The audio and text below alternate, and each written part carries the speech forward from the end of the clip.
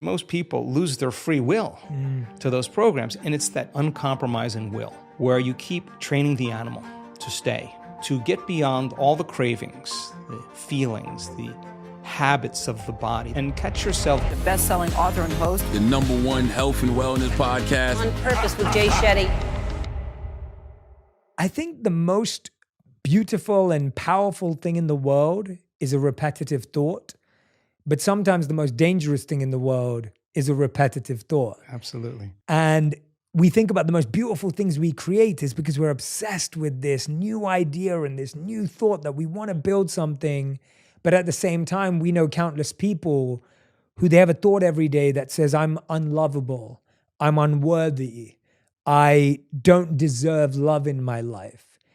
If someone's having a negative, repetitive thought, specifically around self-worth, what they believe they deserve in love, where do they start with that thought? Well, we think primarily 90% of the time we think the same thoughts as we thought the day before. The challenge with that is the thought that you keep thinking over and over again becomes a belief. And nerve cells that fire together wire together. So the more nerve cells fire, the more they develop long-term relationships and the more hardwired they become. The more hardwired they become, the more automatic they are. The more automatic they are, the more unconscious they become. So the process of change really requires becoming conscious of your unconscious thoughts, which means just because you have that thought doesn't necessarily mean it's the truth. If you have that thought and you accept it, you believe it, you surrender to it without analyzing it, that thought will lead to the same choice, which will lead to the same behavior, which will create the same experience, which then will produce the same emotion. The same emotions then drive our very same thoughts. In time, our biology, our neurocircuitry, our neurochemistry, our hormones, and even our gene expression stays the same because we're the same.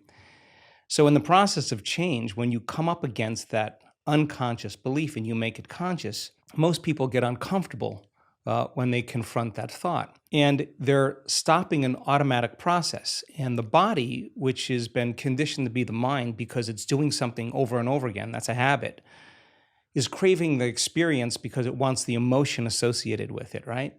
So the thought of being unworthy produces the feeling of being unworthy. That feeling then, when the person feels unworthy, tends to cause the person to think more unworthy thoughts. It only takes a thought and a feeling, an image of yourself and an emotion, a stimulus and response, and you can condition the body to memorize that behavior and that emotional state better than the conscious mind. So the moment we inhibit that thought or the moment we become conscious of it and we no longer accept it, there's a biological craving that takes place in the body because the body has been conditioned to be the mind. So the body starts influencing the mind to think more corresponding thoughts equal to that feeling. So here comes the assault. You're not only unworthy, you're everything else that goes along with that feeling. And this is where people have to make up their mind if they truly want to change. Because if you decide to confront that thought and make a different choice, get ready because you're going to feel uncomfortable. It's going to feel unfamiliar. And there's going to be some uncertainty because you're stepping out of familiar territory.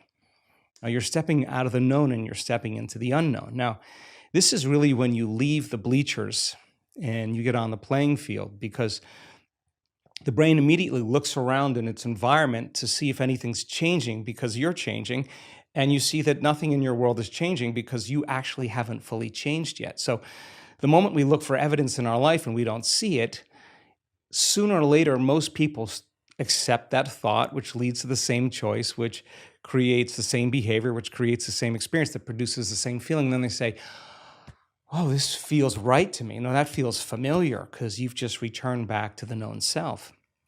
I think that when people truly want to make up their mind to change and they become so conscious of those unconscious thoughts, they would never go unconscious to them again. That's the moment the body is being reconditioned to a new mind. If you inhibit that choice, that leads to that habit or that behavior. A habit is when you've done something so many times, the body knows how to do it better than the brain. Now you're stopping the body from being on its automation, on autopilot. And if the body's craving the feeling of unworthiness and you're stopping the body from feeling that way, and you're aware in your life how you speak. You're aware in your life how you're feeling. And you're checking in, you're saying, do I really want to feel this way? This is that river of change where you're going from the old self to the new self. So it makes sense then.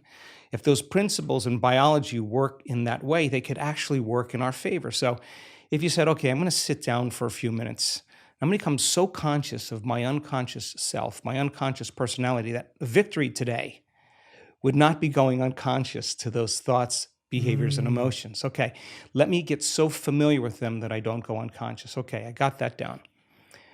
Now, what thoughts do I want to fire and wire in my brain? And if a belief is a thought that you keep thinking over and over again, with intention and with attention, you'll switch on that prefrontal cortex and assign meaning to the act and start installing new circuits in your brain. If you keep doing it over and over again, it becomes more hardwired, it becomes more automatic. And now you're installing a new belief that you are worthy of love, you are worthy of abundance, you are worthy to heal, whatever that is. That's the thought you do want to believe in. And when it matters the most is when it's the hardest. Because if you don't have the circuitry in place, you'll default back to the old programs, right? So then if you said, how am I going to be in my Zoom calls today? How am I going to be in traffic today? How am I going to be with my ex, my coworkers? And you started thinking about and rehearsing how you were going to act in certain situations. The brain actually doesn't know the difference between the real life experience and what you're imagining.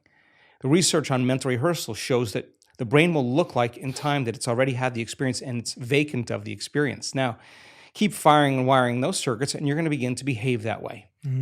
So now you're installing circuitry now to use in your life to get your behaviors to match your intentions. If you said, how would it feel to feel worthy of love? How would it feel to be grateful for life? How would it feel to be worthy of abundance? And you said, I'm going to teach my body emotionally what this feels like before the manifestation of the event. You're not waiting for your life to change to feel worthy. You're actually changing your life by becoming worthy. You're generating abundance. You're generating love. You're creating an elevated emotion. Now, our data is so compelling because when you truly begin to elevate your emotional state and you could really lock in, to those elevated emotions, your body is so objective that it actually believes that it's living in a whole new environment before the environment changes. In other words, the body's believing it's in that new future. And if the environment signals the gene, and it does, and the end product of an experience in the environment is an emotion, you're actually signaling genes ahead of the environment, and your body will begin to become conditioned to a new mind. Now think about this. If you did that every day, the word meditation literally means become familiar with.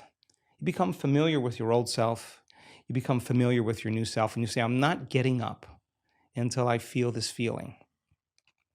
And then you'd say, I want to be able to bring this feeling up whenever I want. I'm going to keep remembering this feeling over and over again. It only takes a thought and a feeling, an image of the future and emotion, a stimulus and response. You can condition your body to believe it's living in a whole new life. And when you feel the emotions of your future, something amazing happens. You're no longer in lack or separation, so you're no longer looking for the event to take away that feeling of lack or separation. Your body's actually believing it's in the event. And so then you're not looking for it. You feel like it's already happened. Get ready, because that's when your life begins to change. And so we've discovered that if you're actually practicing this and you immersed yourself in that experience fully for 7 days, the amount of metabolic and biological changes that will take place in your body will be so significant that your body will actually believe it's living in that future. And yet, most of the people that come to our workshops are literally in a ballroom. There's nothing really exciting happening in the environment, but their body's believing they're living in a whole new life. And so one thought leads to a choice, which leads to a behavior, which creates an experience that produces an emotion. So then new information, new knowledge begins to cause you to think differently. If you can remember that knowledge and begin to make a different choice because you want to experience the truth of that information, you'll have to behave differently.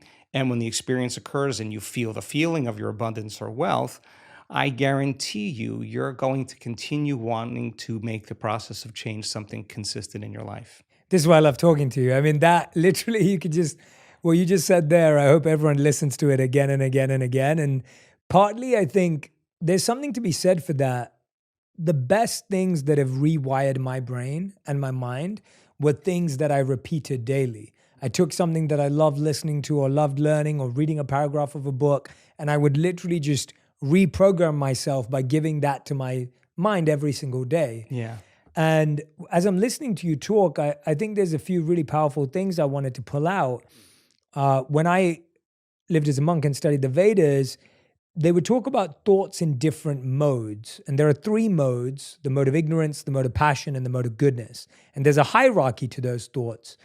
And so the mode of ignorance would be an unfulfilling thought or a completely fear or insecurity-based thought, which would be, I am not worthy, or I am unlucky and I can't do that. I can't be in love. No one can be in love with me. That's like a mode of ignorance thought.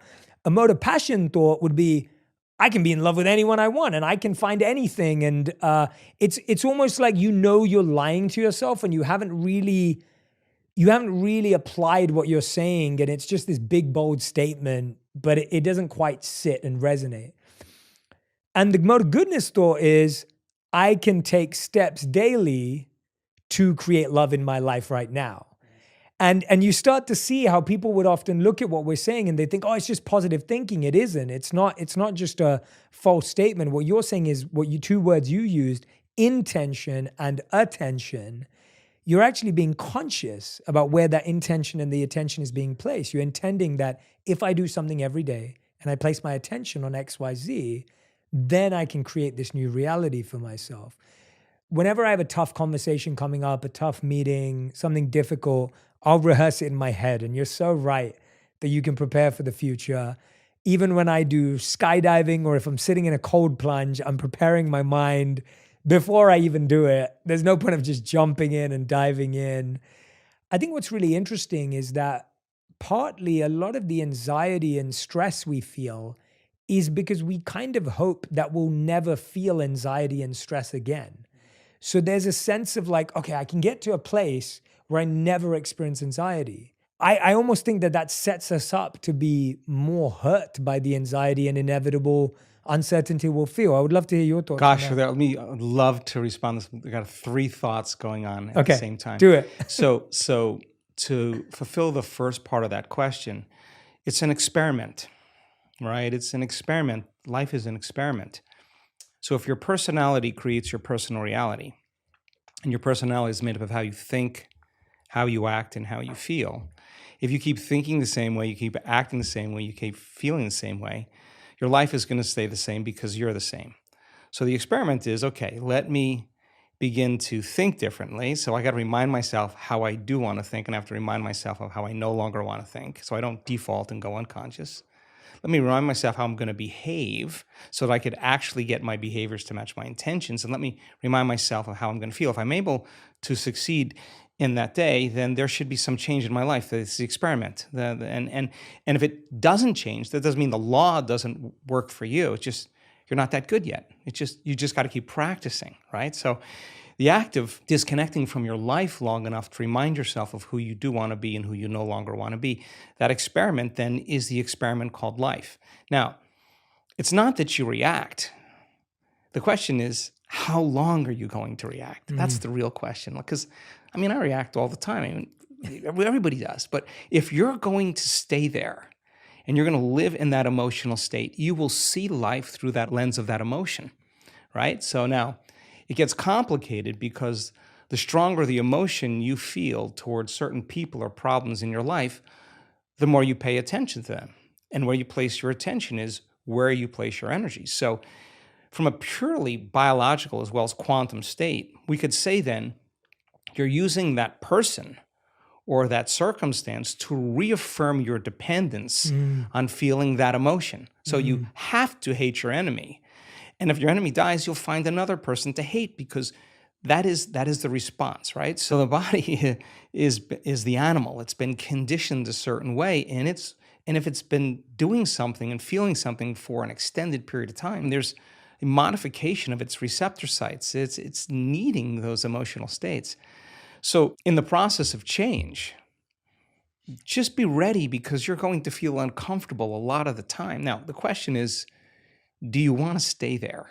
So then most people think they don't have any control over their emotional state. They think, I'm just this way and I feel this way. Well, we actually can show people that that's not the truth, that when it's the hardest, it matters the most. And if you're able to really work and train your body like you're training an animal to stop feeling one way and start feeling another way, if you believe that you're an eternal being, let's just say that, just most religions talk about we're eternal. Most sects of thought, there are only a few that don't. Whether you're going to heaven or hell or nirvana or on the wheel, you're pretty much going to be around for a long time. That moment matters so much in the light of eternity because that's the moment you make up your mind to no longer be defined by your past. Why are you being defined by your past? Because emotions are a record of the past. And so then if you're feeling that emotion, your body is believing it's back in that same experience of the past. So the more knowledge that we have and understanding that justified, valid or not, those emotions are hurting no other person but you, because the long-term effects of living by those emotional states, those survival states, are actually down-regulating genes and creating diseases. Sooner or later, you're going to have to ask yourself, is this loving to myself?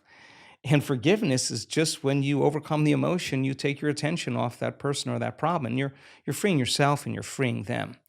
So people do the best with what they think is available. That's my belief. And if you're unaware that you can control your emotional states, you'll rely on something outside of you to do that, whether it's a computer game, whether it's a Netflix show, whether it's a drug, whatever it is that you need to make that feeling go away. You're dependent on your outer world. And I think that's a hypnosis. That's a conditioning. You teach people that you can actually regulate and change your emotional states.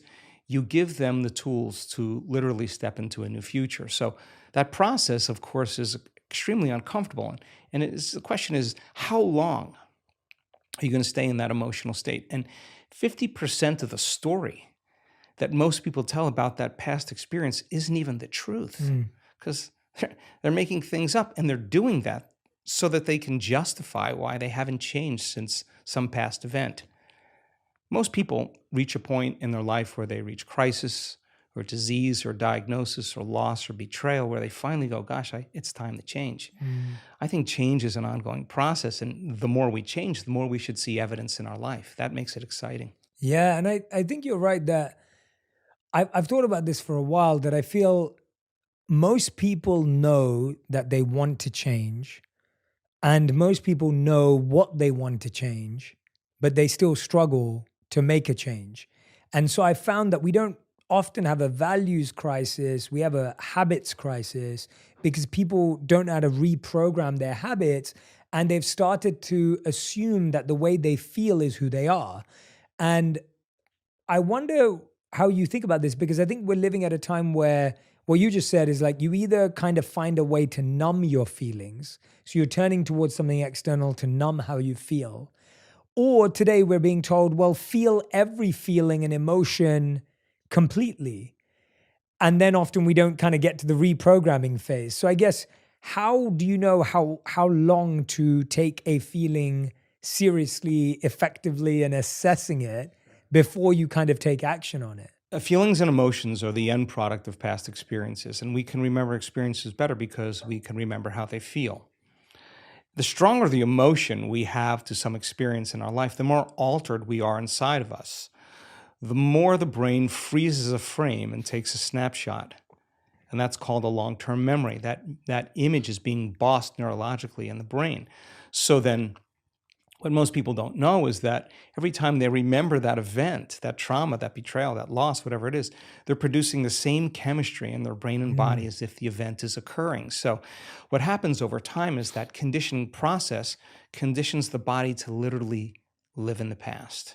So if a person is living by the same familiar feeling every single day, whether it's guilt or unworthiness or pain or suffering or victimization or depression or whatever it is, it's so important for them to come right up against that emotional state because they're coming up against the known. The question fundamentally becomes, for that person, is it possible then to feel a different feeling? Now, if you cannot feel a different feeling other than the feeling that you're used to feeling, it should tell you volumes about that feeling because it's going to influence your very same thoughts.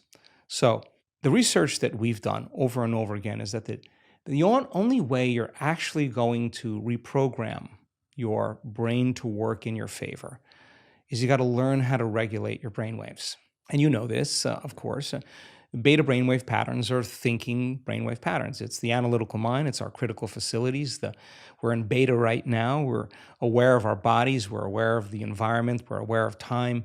The neocortex is switched on. It's what plugs us into three-dimensional reality. It's the seat of the autobiographical self. There's a lot of circuits in there from things you've learned intellectually and things you've experienced in your life. So for the most part, it's a repository of the past, right? And so 90% of those thoughts that we think being the same thoughts as the day before tend to become like automatic programs, and they become more subconscious or more unconscious. So in order for us to begin to change those programs, we got to get into the operating system. And the only way we do that is we got to slow our brainwaves down in that thinking neocortex. The challenge for most people is they have so many demands in their life. They have so many emotional responses to circumstances in their life that they're living in a state of stress and living in a state of survival. In a state of stress and survival, you don't close your eyes. You got to keep your eye on the ball. You got to keep your attention on the outer environment. So their brains tend to work in a higher brainwave pattern, a mid-range or high-level beta brainwave pattern. And that's like driving your sports car in first gear. It's a lot of energy for the brain. So learning how to regulate and slow your brainwaves down is something that we've been very, very interested in. When you teach people how to do that, it could become a skill.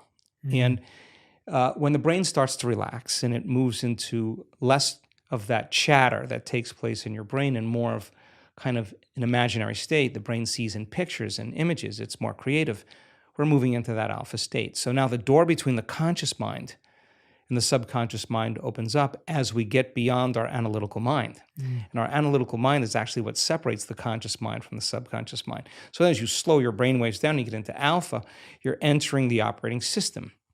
And that's where you can rewrite a new program. That's where you can rehearse a new script. That's where you can begin to plan your behaviors in an intentional way.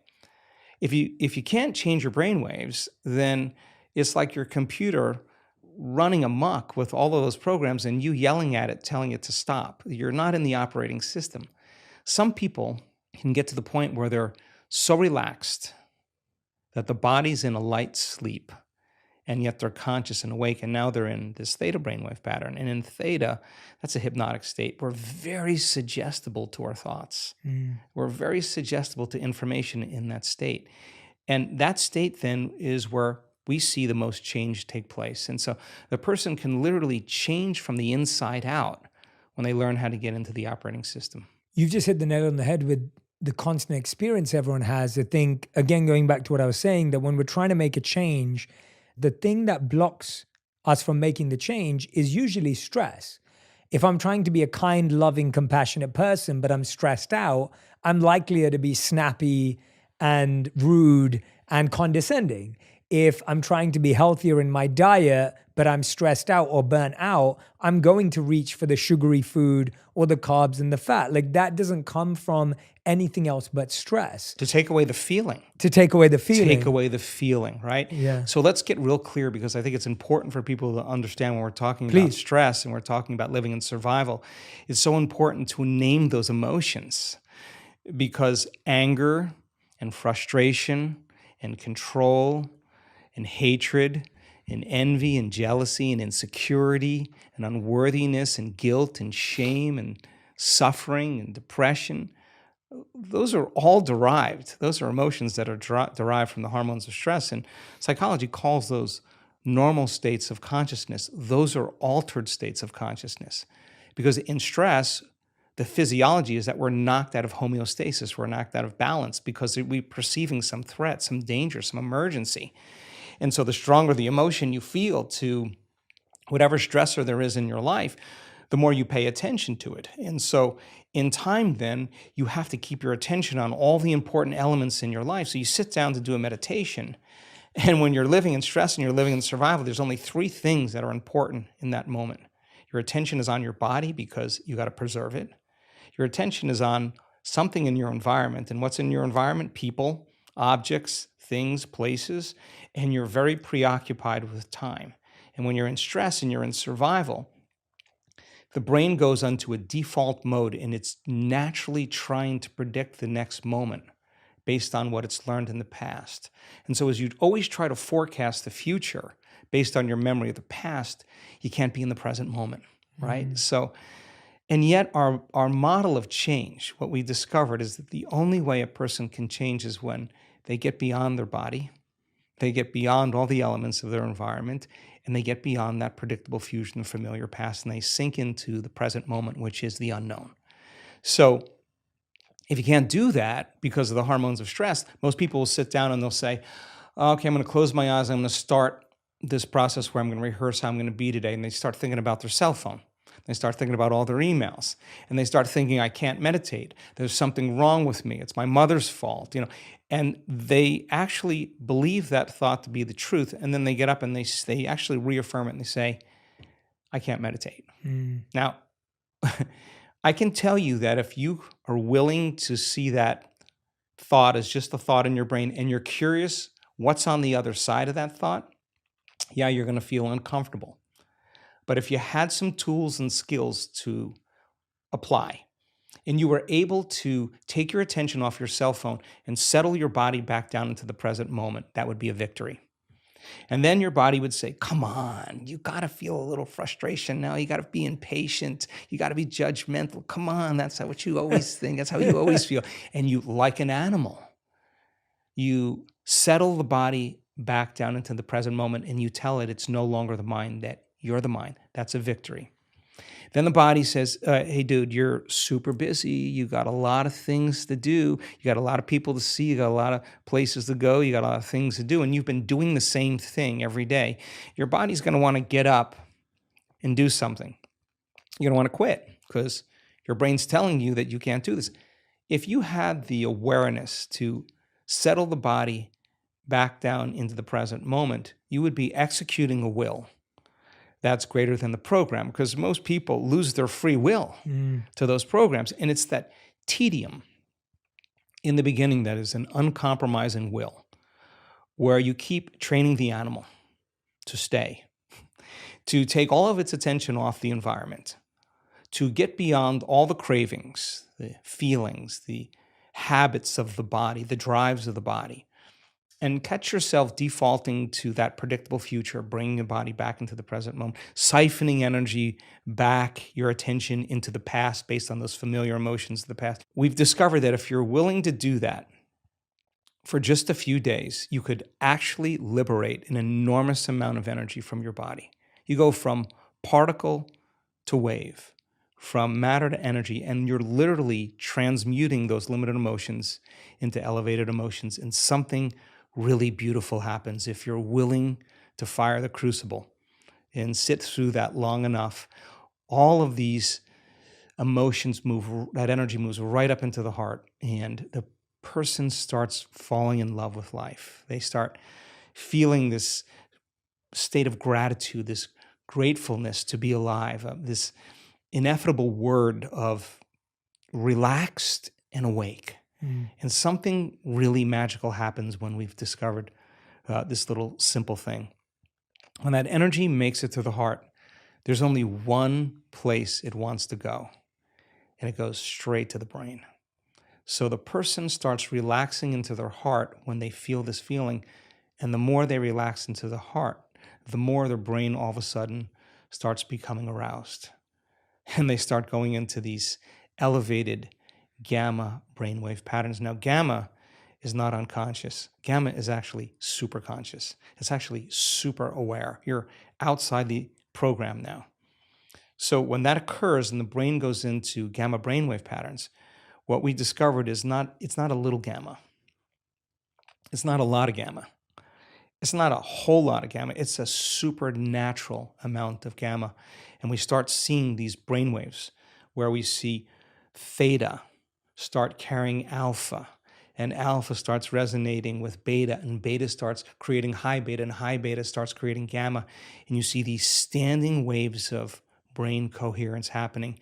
And the person feels so amazing that they don't want the moment to end.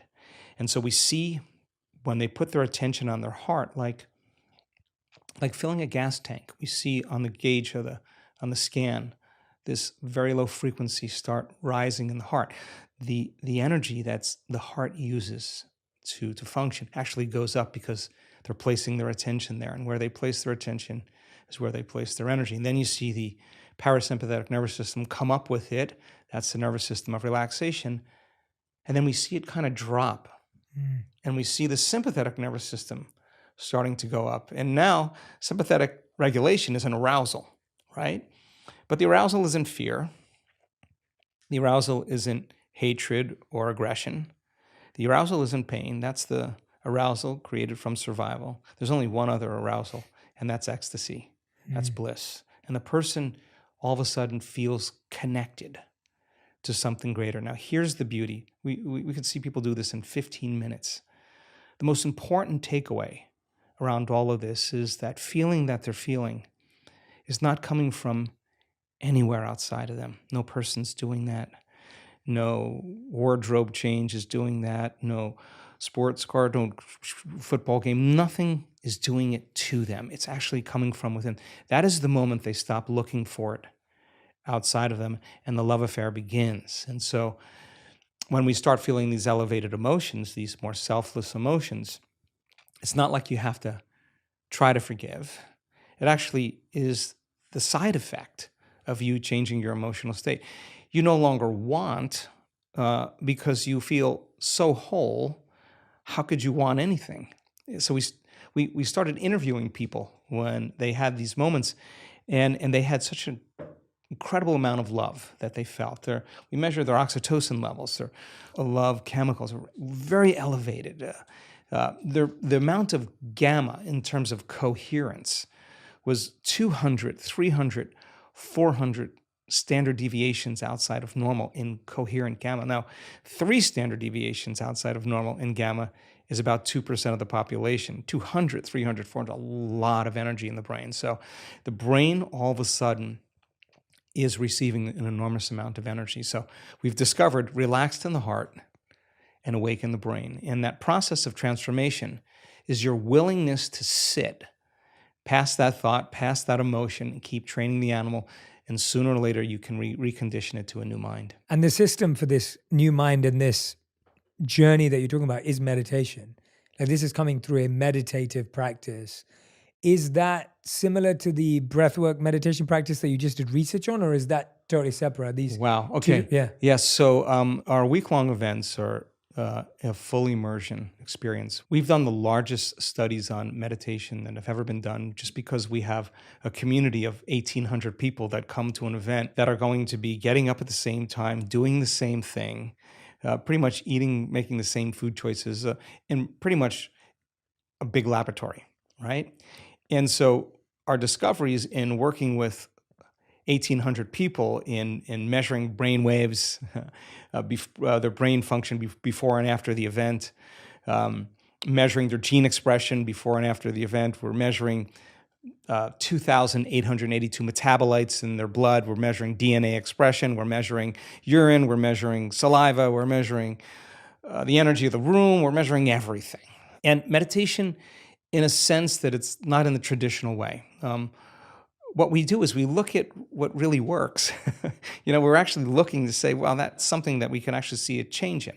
So we teach meditation 3 ways: to become familiar with your old self and to become familiar with your new self. That's what the word meditation means, familiarization, to become familiar with. So we use that model for change. To slow your brain waves down and get beyond your analytical mind is meditation. And you teach your body how to do that. And we've discovered a formula that simply makes it very easy for people to do it. You practice it, you'll get good at it, just like anything else you practice.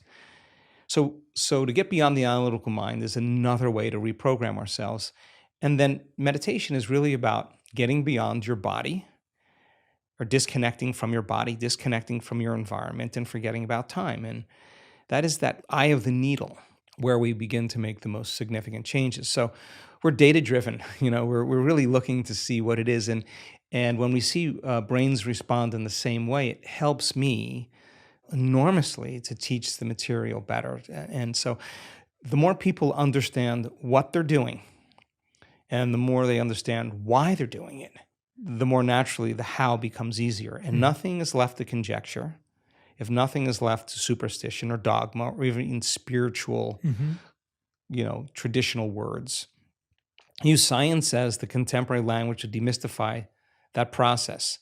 You need to give people numerous times to overcome themselves and numerous times to connect. Sooner or later, you'll start watching transformation right before your eyes. And so one of the cool things that we've discovered is that we have so much compelling data to suggest that you're greater than you think, more powerful than you know, more unlimited than you could ever dream. We have compelling data to suggest that your nervous system is the greatest pharmacist in the world, that it makes drugs that work better than any drug in a drugstore. A drug study is about 18 to 25% cause and effect, causality. Our data is between 75 and 85% cause and effect. This is a person creating their own pharmacy of anti-inflammatories, their own pharmacy of anti-carcinogenic chemicals, their own pharmacy of pain relievers. We're seeing this over and over again. So we have this incredible data that says that this is no longer pseudoscience. This is really science. The side effect of a person's transformation has changed my belief in what's possible. I have seen people stand on the stage with stage 4 cancers that were in every single organ in their body that metastasized, and they have no sign of cancer in their body. And we have data that suggests that you put the blood of an advanced meditator and a uterine cancer cell, a pancreatic cancer cell, 70% of the mitochondrial function in the cancer cell is diminished. And the mitochondria is the energy packets of the cell. It's taking energy out of the cancer cell. It works perfect with what we're seeing with the testimonials that people are telling around the world. We've seen blind people see, we've seen deaf people hear, we've seen people with spinal cord injuries walk again, we've seen ALS change, we've seen all kinds of unbelievable health conditions changed by a person simply changing the way they think, the way they act, and the way they feel. How long have you seen certain things last? Like, how much does the practice have to continue daily to sustain impact? Because I feel that, this isn't, as you know, isn't a one-off thing, and that isn't what you're encouraging. Like, this is the experience of when someone's coming to a retreat or an event, they're having this incredible experience, but then do you measure how people continue to practice? Yeah, it's important. Yeah, it's super important for us. And of course, we have mounds of data, but let's see if I can say this as clear as I possibly can. When a person has that arousal, where they're feeling that elevated emotion, and their eyes are closed, they're in a room with 1,800 people. There's music playing in the background. They're not eating, they're not smelling, they're not tasting, they're not moving about and feeling. On some level, they're having an inner experience, right? And the body is so objective that it's literally believing it's living in a new environment. And so that elevated emotion somehow tends to drag the body right out of the past into the present moment. So many people with everything from eczema to muscular dystrophy, when they have those events, there's a biological change that takes place in their body where they feel completely differently. Now, some people heal all the way. Some people are out of their wheelchair and they're walking again, but they're limping. And that doesn't mean it's over. It just means they made contact or they hit gold. And so there's varying degrees that we see. We've seen people for 7 years work on a terminal health condition. It took them 7 years to heal that health condition. Some people it takes 2 years, 3 years. Some people they do it in 3 months. There's no predictable menu that we can say it's this way. Now, when people have those more profoundly aroused states, it seems like their change is much more immediate. and much more permanent. But for the most part, we see people's response pretty dramatic. Now, it's also important to say that we have seen people heal from terminal cancers, stop feeling those elevated emotions and return to responding to the circumstances and conditions in their life and return back to the same personality. The same personality is the same personal reality, and their body's believing it's living in that same environment, and they're feeling the same way, and they're in the habit of acting the same way and thinking the same way. And lo and behold, the condition returns. We've seen people heal themselves of Parkinson's disease more than once, have one response to some very serious event in their life that produced a very strong emotion. And in 1 hour, their condition returned because they literally went back to their old self. And we've seen that person turn around and reverse the condition again. Again, people do the best with what they think is available. The person standing on the stage, we've had numerous physicians and researchers stand on the stage, they're the 4-minute mile. They're telling the community, I'm the example of truth. This is no longer philosophy. This is no longer theory. Here's my scans. We had someone with bilateral breast cancer just recently. No evidence of cancer in her breasts or any lymph nodes, no longer in her liver. I'm looking out at the audience, and everybody's leaning in. There's the 4-minute mile, and that person's telling the truth, and they're telling a story, and it's not pretty. It's not always rosy. They went through a lot of dark nights. They went through a lot of their condition getting worse. But every day they had to show up for themselves. If they stopped showing up and doing the work, they would really not believe it was possible.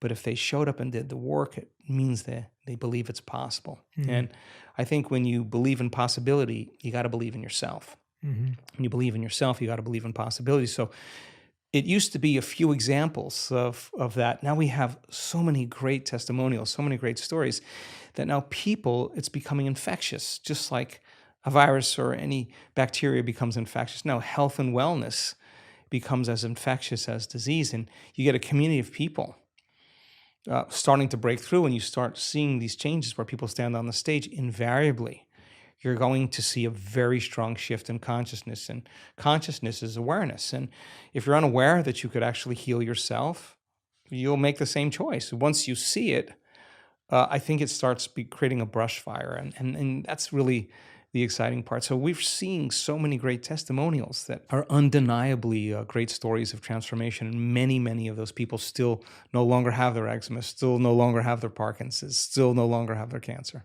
Yeah, since the last time we spoke, I know your team of researchers went and did some work. I wanted to ask you some questions about this. You did some research on the impact of 1-minute breath work. How does this impact our heart rate variability, and how does HRV impact our anxiety? Let's talk about heart rate variability, because it's an important thing.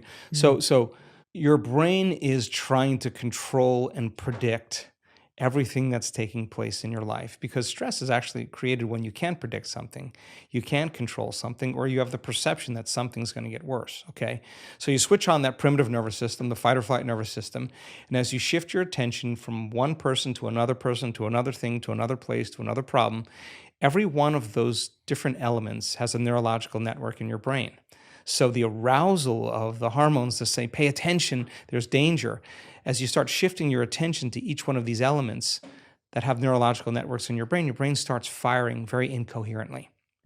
And in fact, you could actually, by thinking about your problems, turn on the stress response just by thought alone. And that's what most people do. So now there you are, you're sitting in traffic.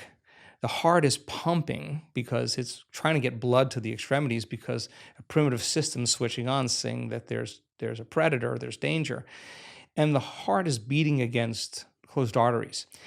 And the heart starts beating out of rhythm, it starts beating out of order, and it starts beating very incoherently. So when you have incoherence in the brain, and you have incoherence in the heart, when waves are incoherent, when they intersect with each other, they cancel each other out. And when they cancel each other out, that's less energy in the brain.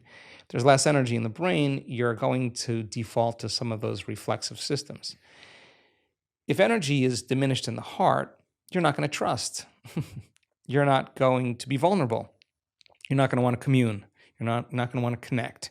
You're not going to want to feel grateful. It's not a time to feel any of those things. It's time to run, fight, and hide. Okay, so most people say, okay, well, I had a stressful day. I was stressed out the entire day. And at the end of the day, they turn on the TV and they relax. The important thing to realize is that if you're relying on something outside of you to change that emotional state, you'll become dependent on it. So is it possible then to begin to create more coherence in the brain? And the answer is yes, because when you're under the gun of those chemicals of survival, you're narrowing your focus on the cause. You hear something moving in the bushes, you freeze, and you narrow your focus. And it's that narrowing of focus that tends to be obsessive. When we're in stress, we overthink things, we overanalyze. That actually, we've discovered, makes the brain worse. And it actually makes the heart regulate more out of order. So then we said, okay, if the brain is narrowing its focus and it's becoming over-attentive, what if we teach it how to do something else? What if we teach it how to broaden its focus? And instead of focusing on something material or something known, just open up and focus on nothing.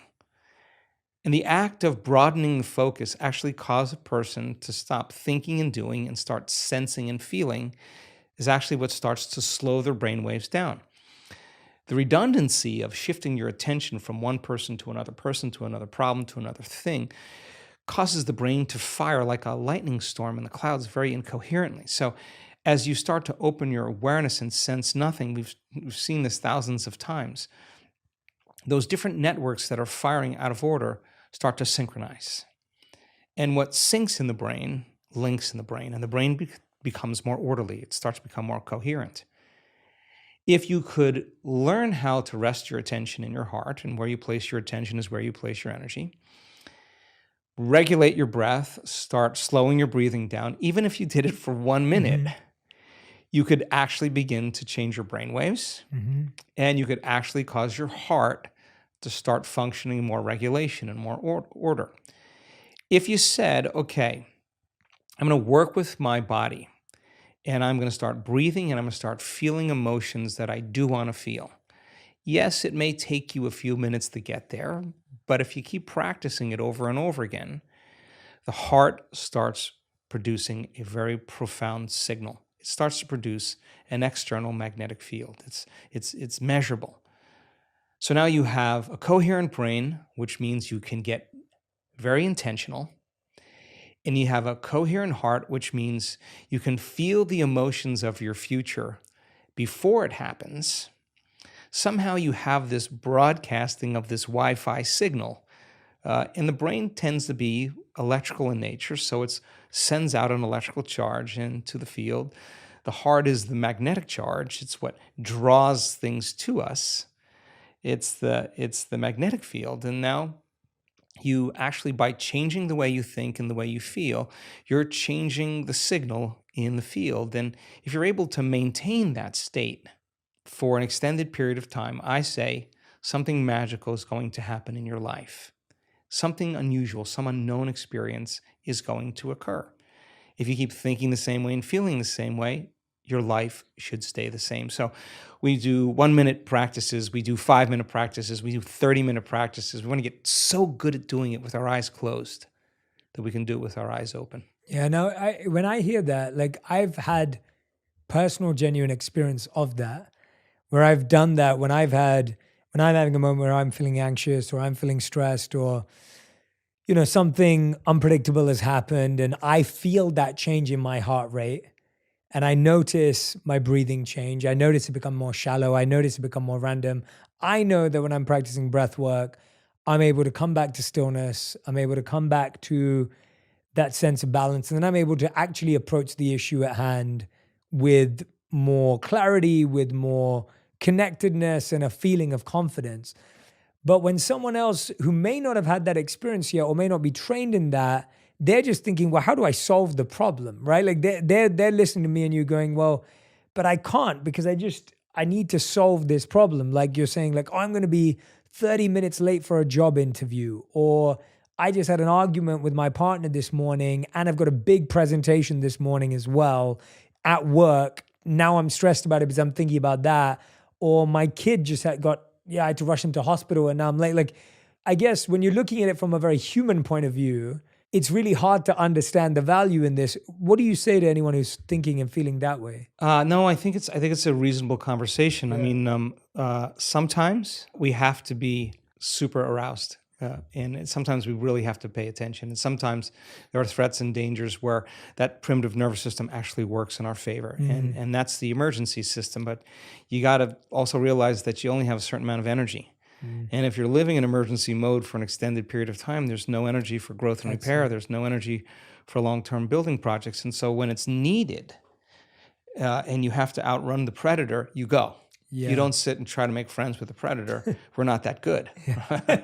You run, right? Yeah. The problem is if you keep that alarm system switched on all the time, it gets very addictive. It's a great answer. Yeah. It gets very addictive, right? And so I've looked at people's brain scans and watch their brain get worse in the early days and tap them on the head and say, what were you doing in there?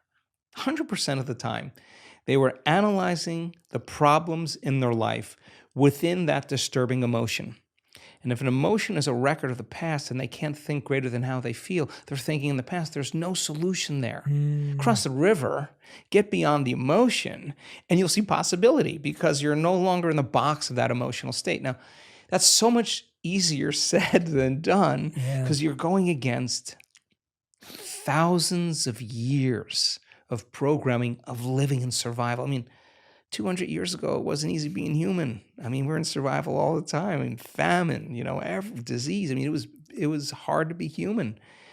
And so we have to lay down the very thing we used our whole life to get what we want for something greater to occur, and it goes against thousands of years of programming. It's not something that you get good at doing once. You got to keep practicing. So you really have two ways to look at it. If you're living in stress and you're living in survival, and that system is switched on, then everything will be a threat. Everything will be a danger. Everything will be a reason to rush, to be impatient, to be frustrated, to be judgmental, because that's the consciousness, that's the emotion we're living by. So now you have a problem with a coworker, you have a problem with your partner, whatever it is that you used as an example, and you have to give a presentation. Now you really have one of two choices: either be victimized by those conditions in your life and you stay in that emotional state. And I'll say to you, Jay, why are you that way? Well, I'm this way because of this person, this circumstance. The person or circumstance is controlling the way I feel and the way I think. Anything that controls the way I feel and the way I think, I'm victim to, right? Okay. Or I actually can be a creator now. Okay. So when it's the hardest, it matters the most. Okay. So there's going to be a story, a valid story that's going to go along with those emotions that you're going to have to give up, that you can address at another time from a different state. If you're altered in that state and you say something, you do something, you write the email, you send the text, you'll always regret it. You'll always say, I should have never said that. I should have never done that. We got to learn that we're in an altered state at that time. So there's only one of two choices. You either stay there the whole day and tell everybody that story, or you say, okay, let me take a moment.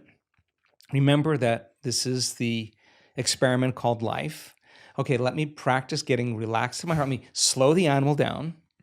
Let me practice that. Take a few minutes. Now, let me breathe. Let me get my state back. Let me change everything. Okay, let me remember who I am, who I want to be when I open my eyes, and let me practice that again. Now, even if you had to do that 10 times in one day, I would say it was a day worth living. I would say it was a day worth living. And when we do walking meditations, in our retreats, we're doing walking meditations so you can practice doing it with your eyes open. Yes. Like if you're going to be relaxed in your heart and awake in your brain, and you can do it with your eyes closed, okay, let's take it out for a test drive. Yeah. Let me open my eyes.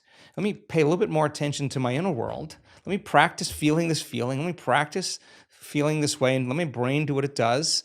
Let me let me change my physiology. Let me change my state.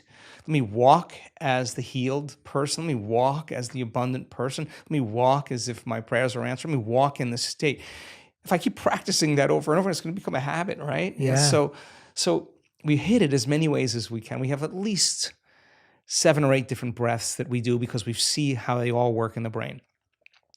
We have all kinds of meditations. We have sitting meditations. We have standing and walking meditations. We have laying down meditations because we want you to be able to do it with your eyes open, with your eyes closed, standing, walking any way you can so that you don't default and return back to that person. Now, if you do default, you didn't fail. That's a program.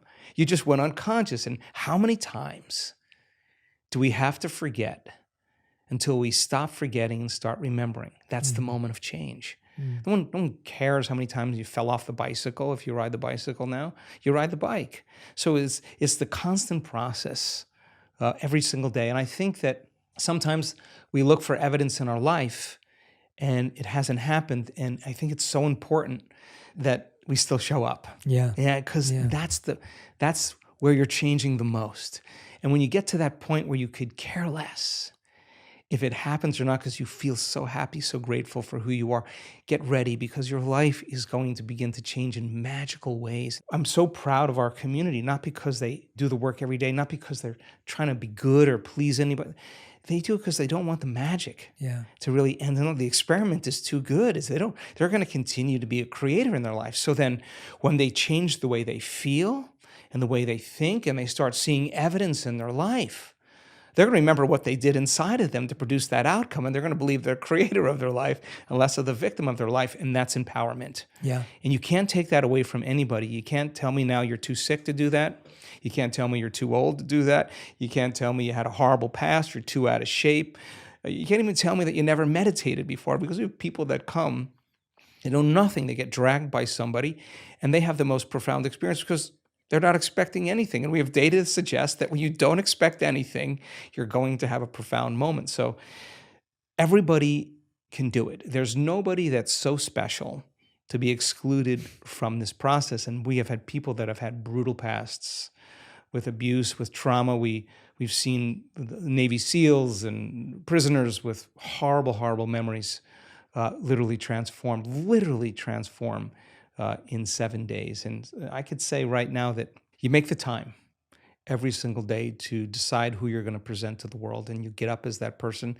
You're going to fall a lot of times, but sooner or later, once you start to change, it's pretty hard to go back. Yeah, I think we so easily forget that anything that we've achieved today, any place we've got to, was a commitment to refining the process. It was a disciplined effort to make a tiny improvement on something else. When you give the cycle example, the bike example, the idea that you got back up and you maybe changed one thing. You knew to shift your balance differently. You knew to pedal at a different pace. Like, you tried these different things.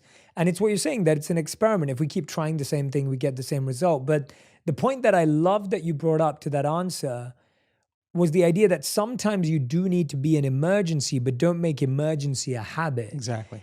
And I think that's where most of us veer off on the wrong path. I was asked recently, anyone who knows me today knows that I'm a hardworking, productive, high-performance type of individual. I live a very scheduled life and a disciplined life. And the biggest question I get around the holidays is, Jay, are you able to switch off? And I always go back and give the credit to my monk training. I'm saying I switch off immediately. As soon as I'm on the flight home, I remember before Christmas, I was getting on a flight home back to London, and I was off the moment I stepped onto the flight. And it was because it's not because I'm special or because I'm unique or I have superpowers. It's because I've simply done what you said, where I've trained myself to always be present.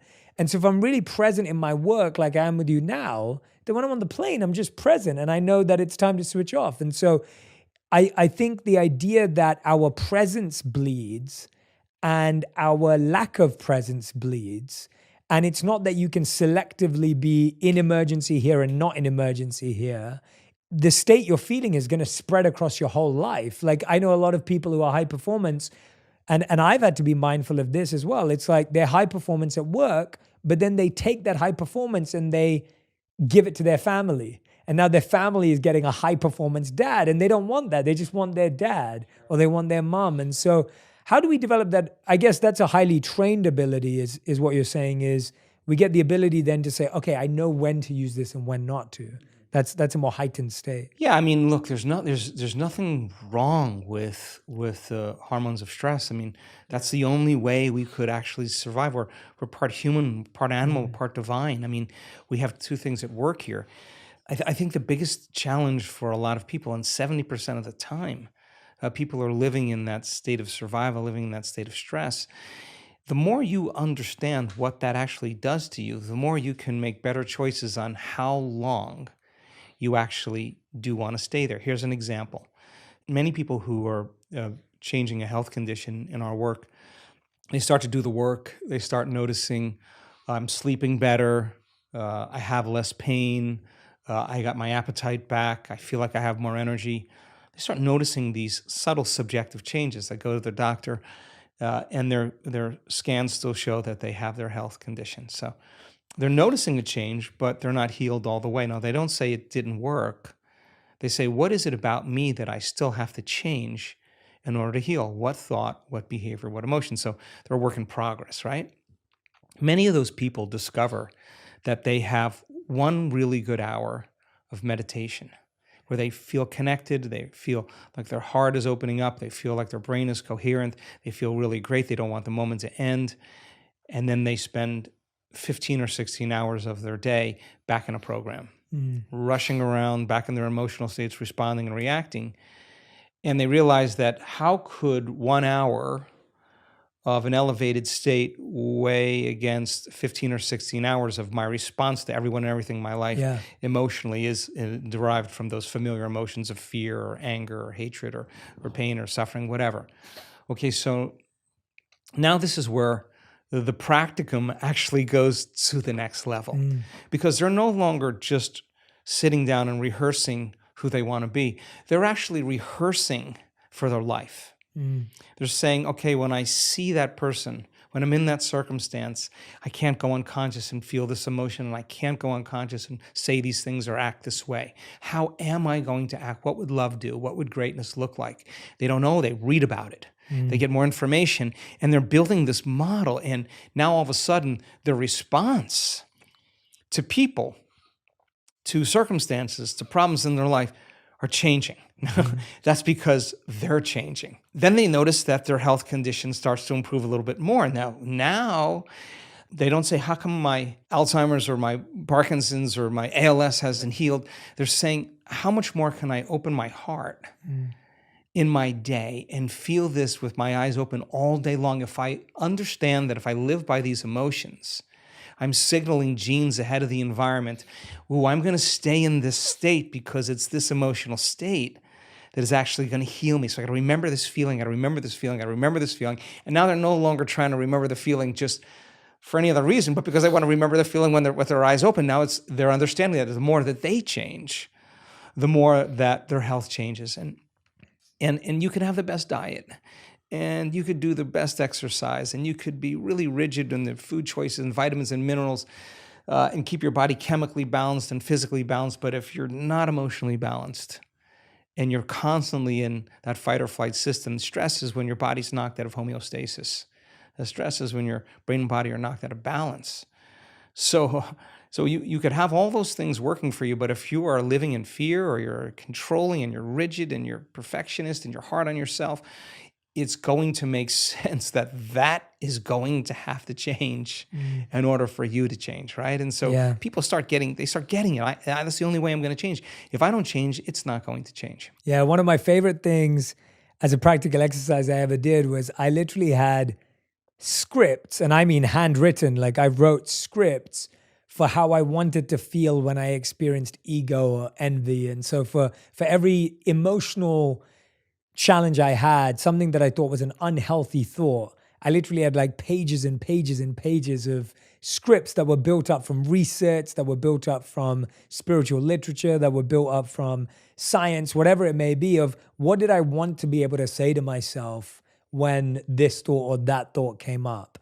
And it sounds so basic, but it really does rewire your thoughts when now all I can think of is that script. Sure. And I need to update that script regularly. Sure. That's a good point. Yeah. I mean, I'm constantly it's constantly. Yeah, it's not once. I'm constantly. I mean, 95% of who we are by the time of middle age is a set of unconscious thoughts, behaviors, and emotions. I mean, those are beliefs and perceptions that we have about ourselves and our lives. So, I mean, this is a never-ending process of self-discovery. I mean, there's always challenges that you'll have in your life that are going to initiate you into becoming conscious of what you're unconscious to. Yeah. And you got to meet those challenges from a greater level of consciousness than the consciousness that's created. And you can't, if you don't, your response in the way you feel and the way you think being the same, and if you believe that how you think and how you feel creates your life, if you don't change the way you think and the way you feel, your life's going to stay the same because you're the same. I mean, that's the way it works. So fundamentally, it's so important for people to understand that it is actually possible to change. It really is possible. It is, yeah. I love that you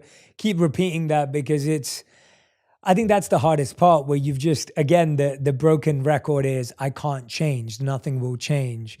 And not realizing that it's just a set of habits, it's just a set of routines that you've adopted as your reality. And you're going to be uncomfortable, so get used to it. Yeah. And so you could either stay uncomfortable, or you could actually say, how do I want to feel? Instead of memorizing this emotion, let me memorize this emotion. Yeah. Let me open my heart when it goes against everything that I've been taught and programmed to do. I mean, and that's really when it really begins to matter the most. So it's really an exciting time, and I'm so happy to see that people are wrapping their minds around all of this and doing it for themselves. Absolutely, absolutely. Have you found a difference, and I want to get a bit more technical here, have you found a difference between meditation with breath work and without breath work? Because I know you do both. And what do you find is the usefulness and benefits of either? So we do so many different types of breath for so many different types of reasons. The breath that we were talking about with Inspire, pulling the mind out of the body, we do that breath to take that creative life force that sits at the base of the spine, that energy that can create another life form. The energy we use to digest a meal, the energy that we use to run from a predator. We're taking all that energy that's stored in the body emotionally, and we're pulling that energy back up into the brain. If you practice this breath repeatedly, there will be a release of energy into the brain. We have the data to show that you're going to have a lot more energy in your brain. You're going to be way more coherent in your brain, and you're going to be more conscious, right? And so why is that important? Why? Because when you regulate your brain waves, we don't want you to fall asleep. We want you to actually be really relaxed and awake at the same time. So we do this one breath called pulling the mind out of the body. That's the Inspire series, where we're taking all that creative energy and we're with the breath, pulling that energy right up to a specific area of the brain. When you do that properly, your brain will go into an altered state. That's the reason why we do it. Then we do all kinds of other breathing, like breathing to change the heart rhythm. Sometimes when we're doing a laying down breath, when we're practicing getting into that mystical state, just when the audience is just starting to move into a slower brainwave state, we'll do a very forced inhalation, exhalation, over and over again, like a hiker's breath, only so that the person feels euphoric. And so euphoric that they don't want to fall asleep. And they'll move into a slower brainwave pattern, and the door between the conscious mind and the subconscious mind opens. And many times there's a mystical experience waiting for that person that's transcendental. So we do all kinds of different breathing techniques because we have different intentions behind each one of them. If people want to dive into those, where should they go if they want to kind of grab some of those techniques or get access? Are they only at the events? There's an online course that we offer called the Progressive Workshop. Great. In the Progressive Workshop, we teach a few of those breaths. And if you come to a week-long event, you'll have an opportunity to do all of them. And we start at 6 a.m, we finish at, I don't know, Cancun, the last one we did, I think we finished at 8 or 8:30 every night. It was just a great group of people. And we go 7 days, and some mornings a little earlier, but you got a lot of practice. You got a lot of tools. So by the time you leave, you can use them in your life. Yeah, that's amazing. Yeah, for anyone who can't obviously get to the live events, then the online course will be helpful. But if you can, go along to one of them. And I think there's some good descriptions also in Becoming Supernatural, my last book, where we break it all down. And then there's some tutorials that we have on our website to help you with some of the breathing. Yeah.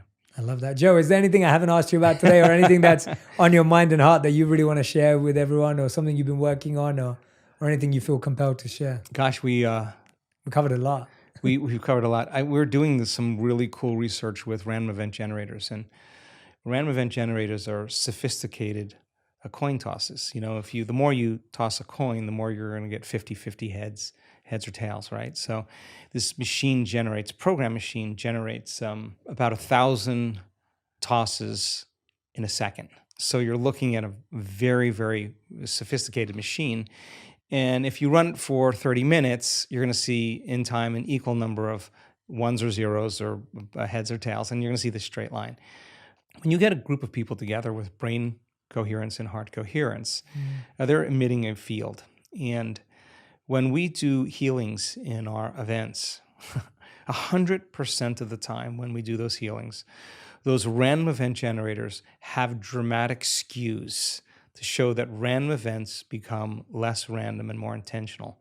And it's collective networks of observers that determine reality. And it's not the number of people, it's not the amount of energy, because it could be entropic.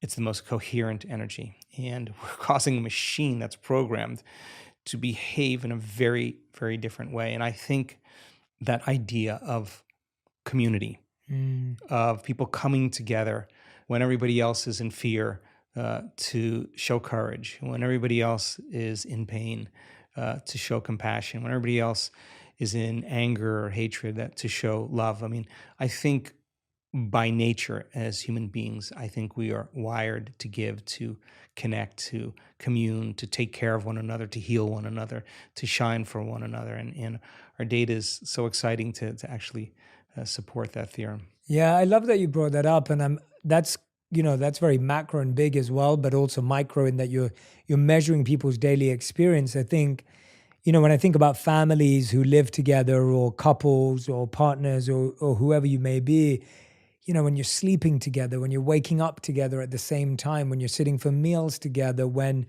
we realize and we know that the science shows that your heart rates sync up, like your heartbeats sync up when you're with someone. And I think it's really interesting because I think today in our individualistic world, there's a big desire to do things at our own time, when we want, how we want. But if you're truly trying to build a relationship with someone else or build community, there's so much to be said for doing these basic practices at the same time together, right? It's really hard to be in community when you're in survival, because survival makes us put our attention on ourselves, right? And I think that when people are not living in survival, when they're out of survival, our nature really is community, is culture, is connection. And it starts with the self, then it starts with our closest relationships, and it builds out from there. And I think that's a healthy model, for the world. I mean, when you're working on yourself and I'm working on myself, and I'm okay with me and you're okay with you, we're going to be okay with everybody, And I think when we're not okay with ourselves, that's when it gets complicated. That's amazing. Everyone who's listening and watching, make sure you go and follow Joe across social media. We'll put the links to everything in the sections there so you can follow along. But I want to make sure that you share with me your greatest insights. Tag me and Joe on Instagram, on Twitter, on TikTok, whatever platform you're using. Let us know what you'll be practicing. I hope that there's parts of this conversation that you'll listen to again and again and again, because you have to realize that the first time you hear it, there may be some inspiration, there may be some insight, but the second time, that repetition is going to help you actually apply, rewire, and reconfigure. So make sure you repeat, listen, and make sure you share this with a friend as well so you can discuss it, talk about it, put it into your own language and your vocabulary. That's such an important part of putting this into practice as well. Joe, as ever, thank you so much for making the time and effort. I know that you've always got unpredictable things happening in your life like this morning, but you chose to be here. And thank you so much for being here. I really appreciate it. Thank you, Jay. Thank you for having me. Thank you. If you love this episode, you'll enjoy my interview with Dr. Daniel Amen on how to change your life by changing your brain. You want to drip dopamine. Don't dump it. Because when you dump it with the fries and the alcohol, the porn, you don't have much left. And so then you have to laugh. And so then you have to laugh. And so then you have to laugh. And so then you have to laugh. And so then you have to laugh. And so then you have to laugh. And so then you have to laugh. And so then you